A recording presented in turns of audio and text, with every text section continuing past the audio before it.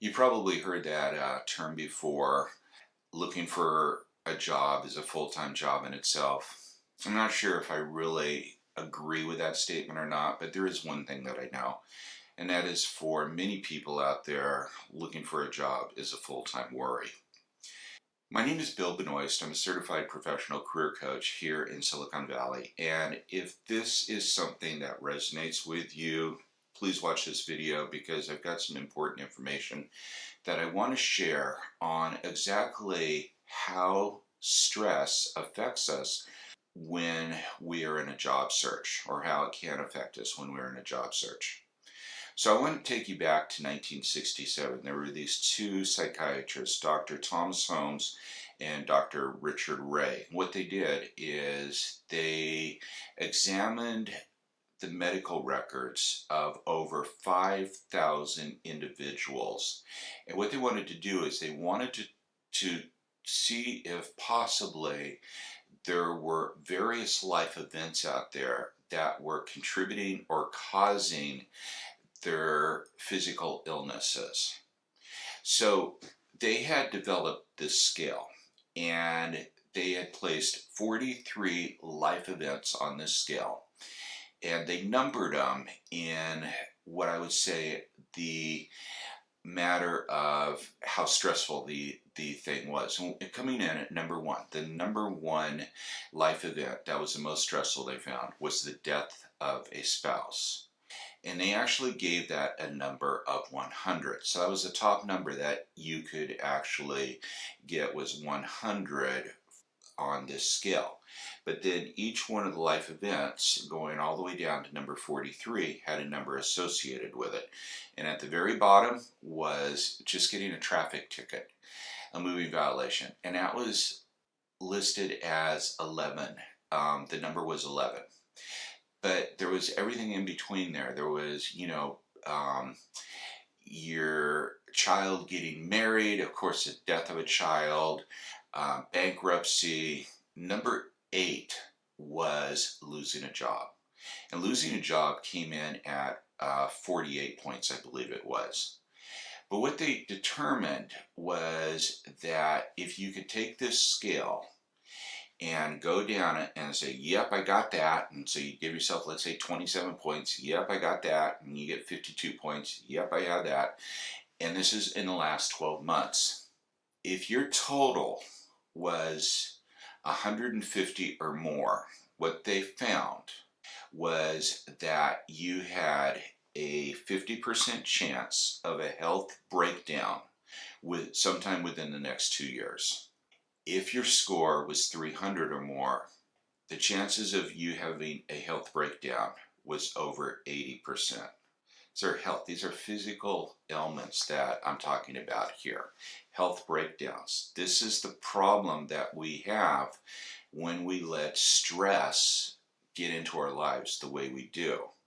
And this was true, just FYI, this was true whether the person was Caucasian or Mexican or Asian or African American.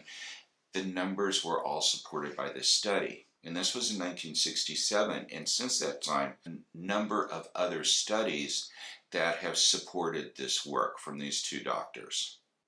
So, we all have to face stress out there, right? And I really understand it. I see it so often as a career coach, the stress people are going through when they're in career transition or they're looking for another job. They've lost their position out there.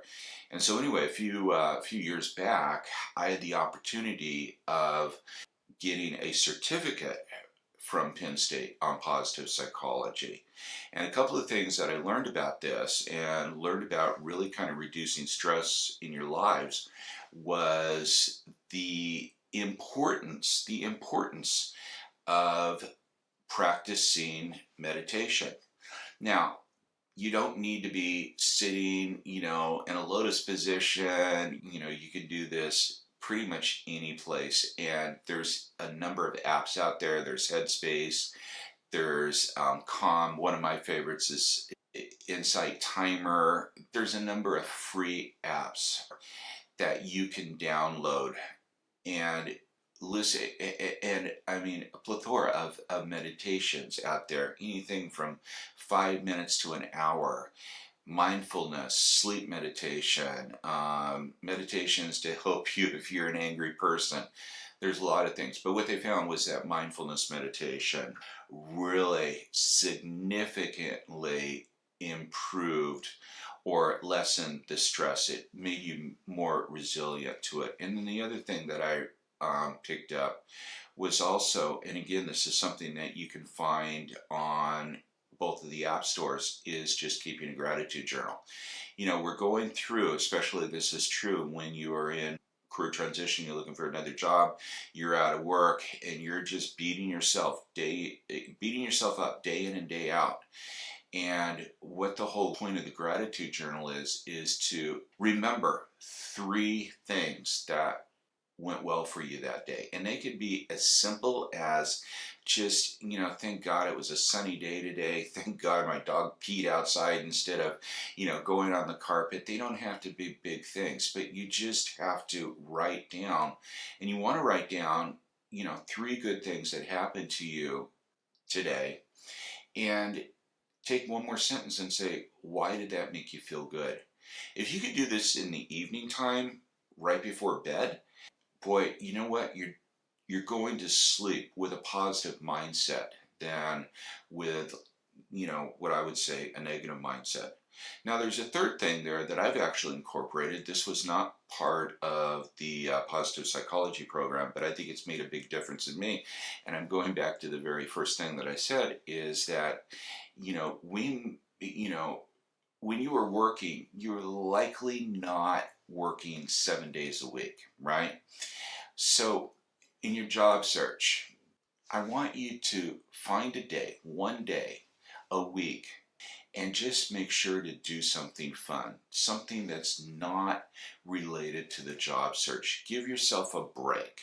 Personally, really playing around with photography, and so one day every week I make it a point to get out someplace. Maybe it's a walk, maybe I'll get my car and drive for 20 minutes and go to a local garden, or I'm fortunate I live by the beach, I can go out to the beach, go a number of places, and I play around and take pictures, come back, take a look at how they are on the computer, play with them, and editing mode.